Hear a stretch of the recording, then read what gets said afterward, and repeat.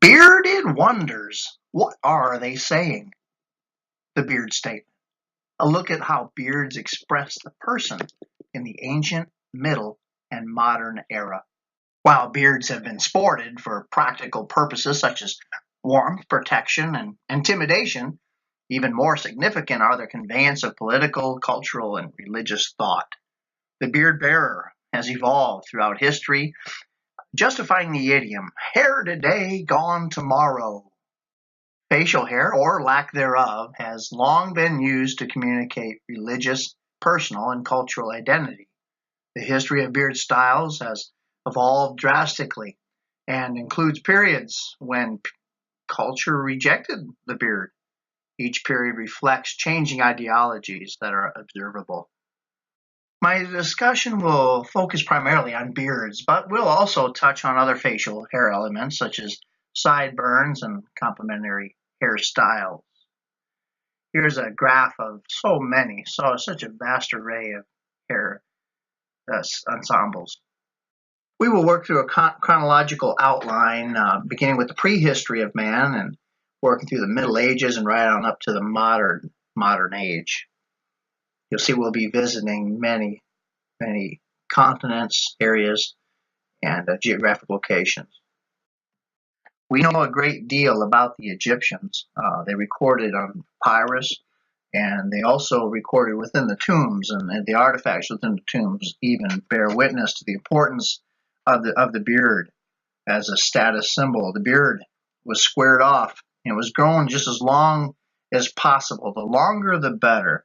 It was decorated, braided, painted, oiled, perfumed even, but as long as possible. They grew as long as possible, and they would entreat the gods by turning their beards upwards towards the gods. Times of famine, tough times, say a drought, and the Nile not providing the water necessary, and famine hitting the land, and they would petition the gods by doing that. And you know what? Even if they could not wear a beard, they would sport a fake beard. They would turn a fake beard up, beard of hair, and they would, as well, towards the gods. How important was the beard to the Egyptians? Wow, really important. In fact, so important that even Queen Hatshepsut, she wore the beard. She wore the beard. I'll say that again. Yes, she did, and she turned it up just like the men, and in recognition that her gods would supply, in hopes that they would supply. And slaves did not wear beards. They, in fact, very little hair at all. They were shaven for identity purpose, that they would be understood that they were the lower of the status, lower of the stature of civilization. And so it could be said that the hair, especially the beard, was a great stature witness the witness to one's position within the society. The Persians of 500 BC wore short, pointed beards interwoven with gold thread and red dye. Washing one's hair was thought to release the good spirits down the river, and therefore they abstained. The Persians abstained. In fact, Herodotus, he washed his hair one time a year, whether he needed it or not. One time a year on his birthday, Herodotus would wash his hair. The Hittites of 400 BC, they wore long braided side whiskers, but otherwise they were shaven clean. The Jewish tribes, Old Testament, Leviticus 19:27. I'll actually read that. 19:27 says, "Do not cut the hair at the sides of your head or clip off the edges of your beard."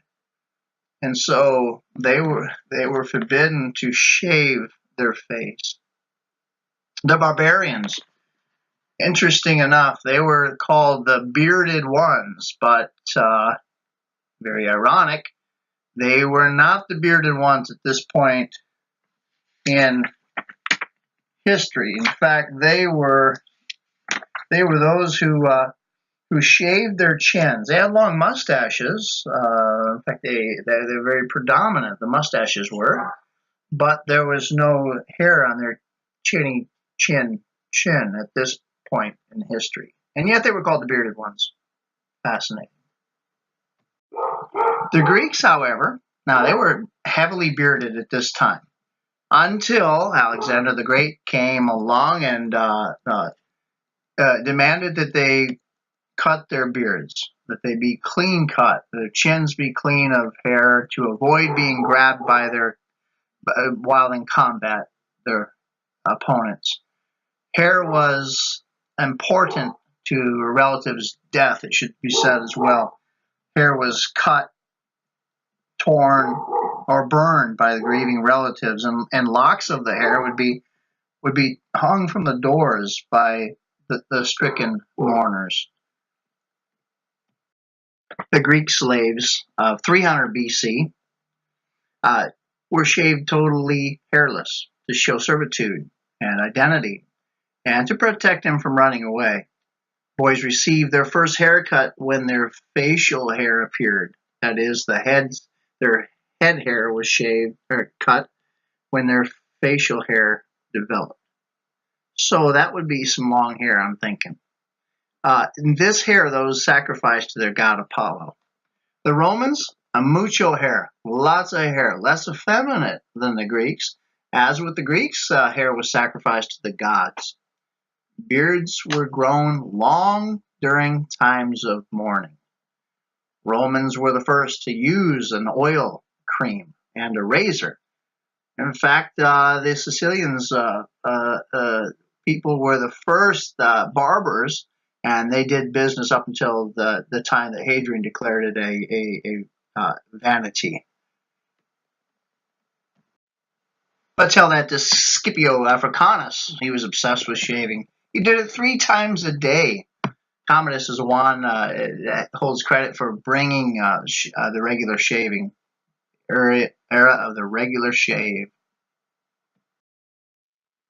Well, we've arrived at the Middle Ages. The Germanic tribes of 510, the Gauls, the Saxons, and the Franks, enjoyed long mustaches but hairless chins and often hairless heads. Adornment methods were many. Red dye was used. Other colors as well were implemented, but especially red, and especially for the Anglo-Saxons. Long hair was only for the privileged nobility, as short hair or cropped hair showed servitude. Muslims of 560 through 632 defined beards as hair on the cheeks and jaw with no mustache at all. This comes per Muhammad, the prophet, who instructed his followers to cut their mustaches and allow their beards to grow. The reason for this is believed that he insisted on this practice was to display the distinction between his people, the Muslims, and the long-mustached Magians, who were Persians, also known as the Persian fire worshippers. Sikhs were the followers of Gobind Singh. In the era here would be from 1666 through roughly 1700, and they belonged to the monotheistic religion where 5 symbols were emblematic of the Sikhs' faith, and one, Kesa, which is signified the wearing of long hair with unshorn beards. When you think of France in the 600s, long beards, gold dust, and jewels. It was a great honor to receive a single hair from the king's beard. Slaves were shaved clean for identity purposes. Charlemagne kept his mustache and then a white long beard as he aged, a very, very white full beard, but ordered his servants to shave. Louis VII lost his Queen Eleanor, a really sad story. Eleanor of Aquitaine, because he shaved, and well, when he shaved, he revealed his ugly face. Sadly, she ran off and married Henry II of England. During the 900s, the Roman Orthodox priests, the Christian clergy of that day, they did the absolute flip flop in their roles regarding beards. The Roman priests, they were bearded, but Greek Orthodox were clean shaven until the Great Schism occurred in 1054. It caused that reversal I spoke of. Greek Orthodox priests then began to cultivate beards, while the Roman priests began to shave them. Bishop of Amiens, he refused Holy Communion to any man with facial hair. Facial hair was important. It spoke volumes. In Peru, the Incas were hairless, but they welcomed important gods who were bearded. King Henry, the English king, wore a long flowing beard, which influenced elites. In Spain, colorful fake beards were big until Peter, the king of Aragon, banned them because of the impersonations that would take place. They would hide their identity and do mischievous things. In the 1400s, believe it or not, the Germans wore extremely long beards. Often their beards would reach the floor. Not too far away stands an example. In 1450 to 1500, Hans Steininger tripped on his long beard and fell down some stairs to his death.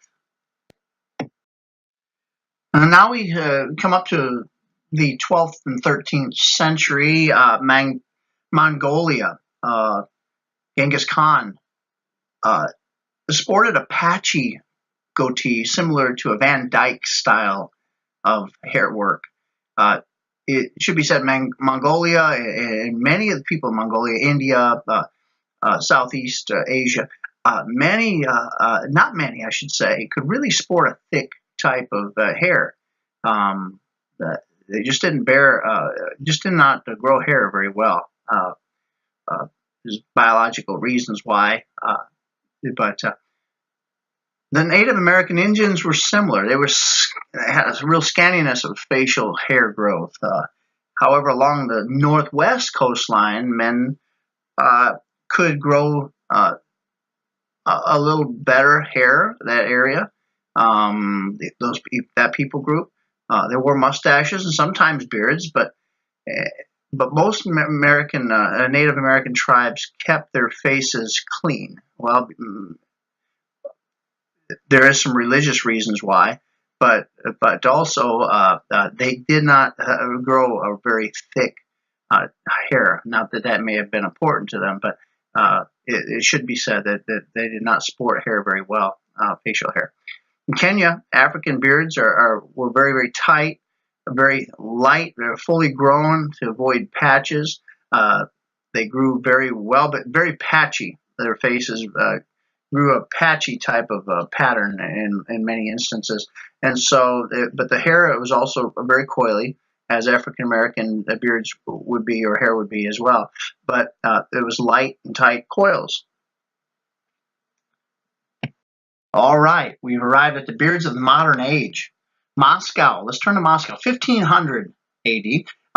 Ivan the Terrible was so impressed with the beards of Queen Elizabeth's ambassadors to Russia that he was enamored by them, and he had to touch them. He had to reach out and just feel the coarseness or the softness, the plush. However it felt, wasn't there, I don't know.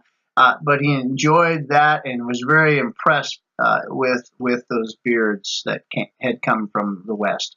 Peter the Great began taxing noblemen with beards. He was shutting down the beards. Those that wanted to pay the heavy tax of 100 rubles per year, they could go ahead and sport their beards. Peasants paid 3 pence. It's very interesting that the English Victorian gents of the 1850s thought that beards brought health benefits and guarded against tooth and throat diseases and even bronchitis. Interesting enough. Here in the United States, 1860, it's Abraham Lincoln, who was encouraged by Grace Biddle a young girl that that helped him become more distinguished for his presidential election uh, by adding a beard. It was a great change of course for President Abraham Lincoln, considering, in my opinion, what his jawline looks like without a beard. The soldiers of the Civil War wore sideburns invented by Colonel, guess what, Burnside. More than beards, however, both were common. At the same time, Ivy League school students were sporting goatees and side whiskers and mustaches with nearly perfect participation. An interesting story regarding Toulouse, France. A group of French priests in Toulouse, they were forbidden to wear a beard any longer under a new act of parliament. Well, many priests got around this edict because of a subtle linguistic distinction. The verb porter means could be interpreted rather as either to wear or to carry. And so many clever clergy, they had someone to, you guessed it, to carry their beards into Parliament and to comply with the letter of the law, if not the spirit of the law for certain. In 1890, China was receiving many bearded missionaries, and they considered their hairiness almost a deformity, since Asians and Aborigines could barely grow any facial hair at all. Sax Rohmer created a villainous Chinese movie star villain, Fu Manchu. The Fu Manchu mustache was born. From 1900 to roughly 1950, U.S. clergy and politicians, they went kind of clean shaven during this period. In fact, it's really because of the hygiene movement that happened in Chicago. New medical awareness. They really are looking at the beard and facial hair and the fact that they could harbor a lot of things, microbials, germs, microscopic organisms. I don't know, all those things that could be unhealthy. And so it was for about a 50-year period that facial hair was stifled. Canada thought their military should be clean shaven, and so they were for World War II. Today, Toronto is obsessed with the goatee wrapped in elastic bands. I like the handlebar mustache, and it's the British military who has allowed for many years now the handlebar mustache to be sported on the battlefield in the service. The Vietnam War was long, very close to 20 years long. Stateside protesters showed their discontent over the war with long hair, beards, lamb chops. That was their act of protest, similar to someone would go on a binge or a eating strike. Why they just let it go as an outward indication of their rejection of U.S. policy in Vietnam. In 1987, Syria turned from wearing beads to avoid being linked with Muslim fundamentalism. Ho Chi Minh, 1890 to 1996, the totalitarian communist, and he was a goatee wearer. And as a founder of the Indochina Communist Party in 1930, his regime in Vietnam became oh so repressive and oh so totalitarian. His goatee was emulated, copied by many communists within the communist circle who emulated him. And so he had great influence with the goatee. Present-day New Zealand is one of the hairiest countries. New Zealand very heavy with hair. full face beards, the trend, and so much so that competitions have emerged from New Zealand, within New Zealand, and many travel the world to New Zealand. I've never heard of such beard contests, but competitions, but that certainly is interesting and very enlightening to learn. 11,000 today are part of the New Zealand Beard Appreciation Society. Who would have thunk it? Confidence is a big part of the life of a beard wearer. Sometimes people sport a beard as an element of confidence. That's the way it was with Fidel Castro. The United States plotted unsuccessfully to destroy Communist Fidel Castro's famous beard, to take and to shake his confidence. I hope these few examples have helped you understand more about beard culture, as we have looked at different beards and facial hair throughout different times and in different places in the world. Thanks for viewing.